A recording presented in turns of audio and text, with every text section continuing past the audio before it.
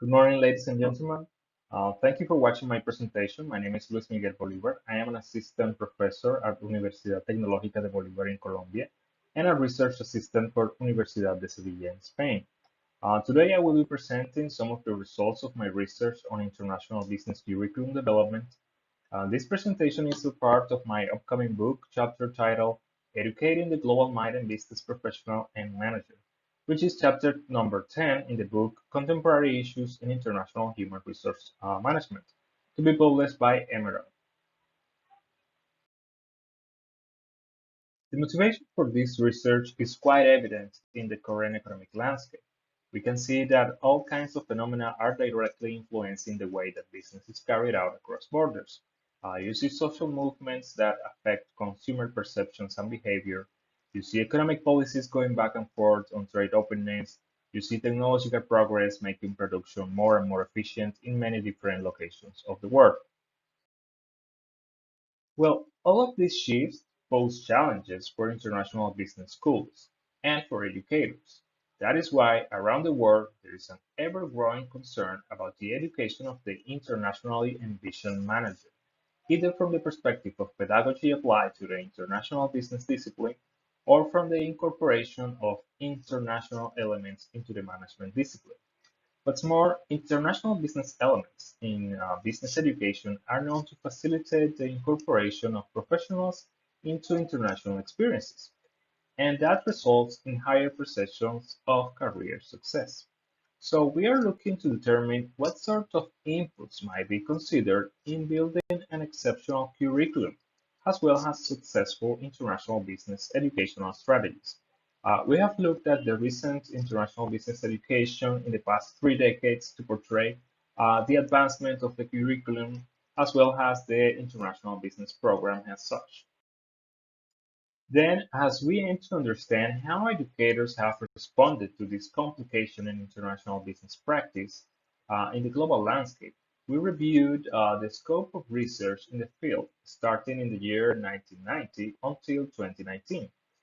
So we used the Scopus search engine to access abstracts from journals on business and management as well as in business education, including the Journal of Teaching in International Business.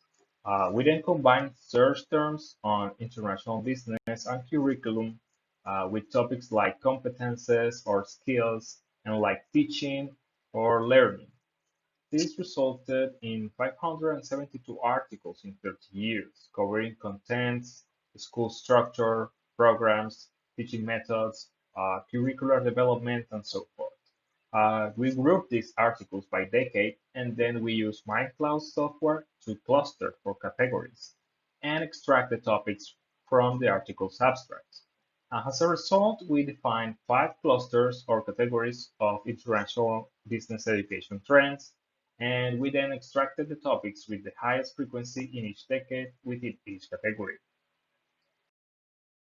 In this slide, we will see how each trend moved from basic understanding of international business to complex issues comprising a wider set of skills and knowledge.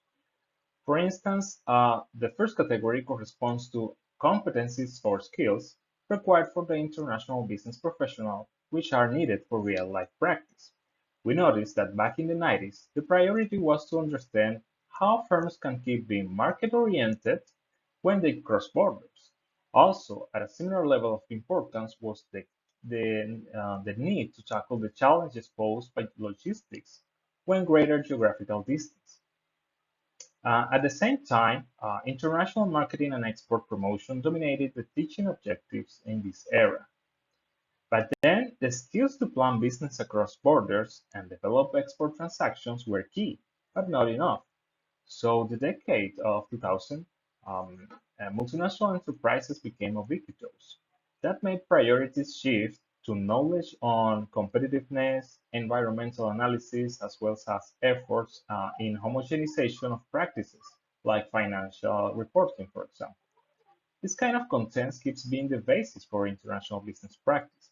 However, most recently, a few themes became increasingly dominant, such as sustainability, data analytics, or business intelligence, and of course, soft skills allowing the formation of global citizen type of leaders. And one particular skill is so critical to IB practice that it deserves its own category. We noticed that cultural competences have been recognized from the beginning as a key skill for the IB professional. So we revised how it has evolved. In the initial period, it was all about cultural awareness, which was mostly used as input for marketing strategy. This required the aspirant professional to free itself from biased postures so he she could understand the role of culture in international business operations. For this reason, the first steps of teaching in this area focus on recognizing the differences between cultures, beyond language or religion. The schools wanted professionals to understand the perceptions of peoples about themselves and the existence of ethnocentrism both in the company's country of origin and in the operations destination country. Afterward, the role of foreign language domain was a key topic of interest, and at the same time, a dominant educational topic was the ability of the professional to perform its business while inserted into multiple cultures. The most recent trend in this regard focuses on the domain of intercultural competences or cultural intelligence. This is a more integrative concept. It involves data analysis, cultural immersion, international experiences, and culture-sensitive decision making. All might be applied to marketing, human resource management, negotiation strategy, and so forth. Then we looked at how teaching methods dealt with these contents, competencies, or skills. We know that one of the most studied research questions was how to teach international business, and it has been answered by documenting the experiences of teachers in the classroom using different approaches and pedagogical tools. In this section, we collect the most documented ones over the years. You can see here that teaching methods have been quite diverse. The topics in this framework have existed across the entire observation window. However, some of them have acquired prominence in different periods, such as the case method and experiential learning most recently.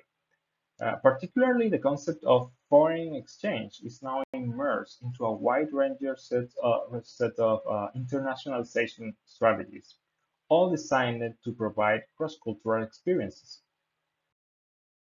A part of the literature on international business management and its teaching approaches has been dedicated to establishing the way of doing business with certain markets. And that is because they consider that those markets represent great potential because of its growth and development. So we found that specific contents on geographic regions was primarily focused on these growing economies. Think that the political and economic events of the late 80s and early 90s generated a great interest in the level of industrialization and development of Western Europe. Actually, the Euro-American competition for global markets was trending, and this was followed by the expectation for the growth of Eastern Europe. In parallel, the Asia-Pacific markets were generating a great fascination. There, companies could find potential markets as well as fierce competitors, such as Japanese and Korean conglomerates. Education that focused on specific destinations was later adapted, and that was because development and population growth was reaching other countries and settings. This is how the multinational company from emerging economies actually emerged as a global competitor. In particular, most recently, and in search for taking advantage of its economic momentum, some efforts have been directed to educate about doing business with specific countries like China, Brazil, and India, and some of the rest of the BRICS. These efforts in education oriented to specific markets have to do with the cultural worry and the global mentality focus. Let us remember that it takes immersion into the culture to best perform in a foreign market. One needs to deeply understand and connect with the demography, customs, and consumption patterns of the destinations, but also from the perspective of transaction costs. A geographical focus seeks more accurate and relevant information on costs, times, and logistical efforts for establishing production subsidiaries or just for supplying to attend other markets. Finally, with all the training needs that have emerged and then mutated, as we've seen before, international business administration schools have also risen. And because of their importance, they have stood out from traditional business schools. This way, we now understand that the simple inclusion of international content in the administration programs is not sufficient for the mastery of business activities across borders. They are now structured, thinking that a standalone program is necessary. So they first developed master's programs like global MBAs and the Masters in International Business. However, we see that today accredited undergraduate programs are fully disseminated. So this is the general landscape. We see the five categories that we have been talking about: competencies or skills, cultural competencies, pedagogical perspectives, new geographical focuses, and the evolution of the school as such.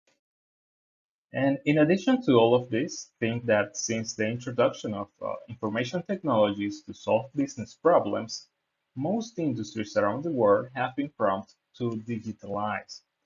In fact, all flows related to international business have been transformed by the use of information technologies. For instance, information for market research, negotiations, order placing, and so forth, as well as good transportation, logistics, money transfers, and business people travel. All of these are being subject to digitalized methods. The consequence is that international business leaders are transforming the way market information is gathered, the way contracts are negotiated, goods are shipped, services are delivered, and strategic threats are understood, just to cite a few examples. For this reason, the International Business School is in a process of catching up with the way in which traditional competencies or skills must be now performed in the digital context. In conclusion, this project has aimed to analyze, from a scholarly perspective, how the global-minded manager, that's the international business professional, is being trained and delivered to the global environment. We have observed that not only the competencies required to perform in international business have evolved, but also the educational perspectives have changed to cope with practical requirements. In addition, geographical markets have shifted in importance due to the development and growth patterns. In consequence, all of this has put pressure for the school structure to adapt so they can accommodate the increased relevance of international business. In sum, we contribute by drawing the international business education landscape and exposing how it is impacting the quality and relevance of the human resource in charge of leading globally oriented organizations. And that would be all. Thanks for your attention and thanks for watching my presentation. Have a good day.